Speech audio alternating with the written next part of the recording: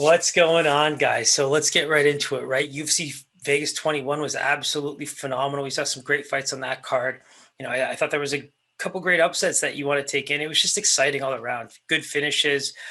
Big Canadian kid, right? I want to give a big shout out to Charles Jourdain for pulling off that finish in the third round, jumping off the fence the way he did. Such an amazing fight to watch. We got UFC Vegas 22 with the Brunson Holland fight finally happening. Then we got Stipe and Francis Ngannou too happening next week. I'm just so excited. Sorry, there's a lot of coffee coming up. And so, I just want to jump right into it, get these fights rolling. We only got a couple hours here. So first fight on the docket, if you haven't already, like, subscribe, hit that bell. We're trying to do big things over here and just keep that ball rolling. So, let's take a look at JP Buys and Bruno Silva. I think the one thing we want to keep in mind here is Bruno Silva, right? Fighting out of the Fight Ready camp. Henry Cejudo boys, the wrestling defense and ability there, I think is going to be able to withstand some of the hype that JP Buys is getting. We saw him in the Contender Series. He's able to get that really, really, pressure going quite early, get to the positions he wants to be in, whether it's top, on ground on the top, on the ground on the top, and really just kind of finish with that guillotine the way he did.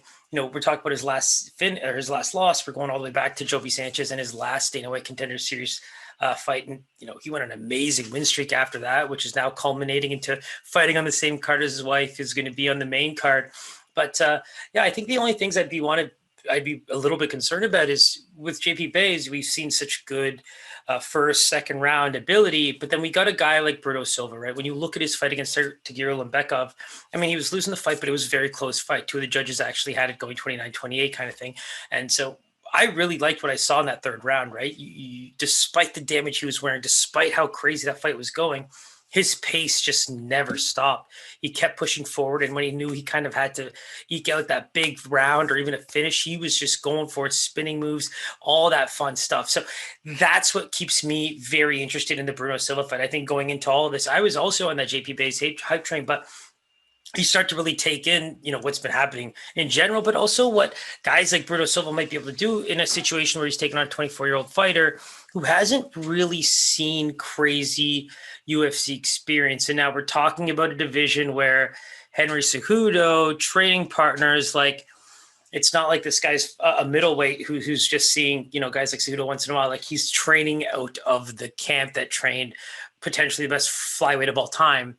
Demetrius Johnson is also in that arena, right? So just with all of that in play, it's kind of crazy to see the line kind of shaping out the way it is, if that's your thing, because let's be real, Buys is maintaining that favorite status, but Bruno Silva is itching a bit closer. And I think that it comes with just realizing that experience and how much he brings to the table. I think if you had to lean one way going into all of this, it's like if you're doing with the lines, you kind of want to almost side with Bruno just because of that little bit of juice there on his side. Because if this goes in the third round, he just looks like a very, very good fighter to kind of put your money on late.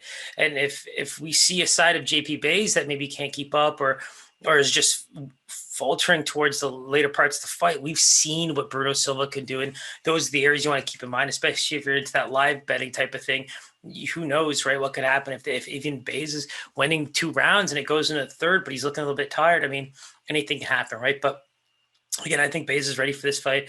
I think that they've been training as a family to get ready for it. So I'm really excited to see what he can do. But if I had to lean one way, I think I would still give the edge to Buys. But man, if I'm a betting man, I might take that juice on Silva and see what happens, because late in that fight, who knows?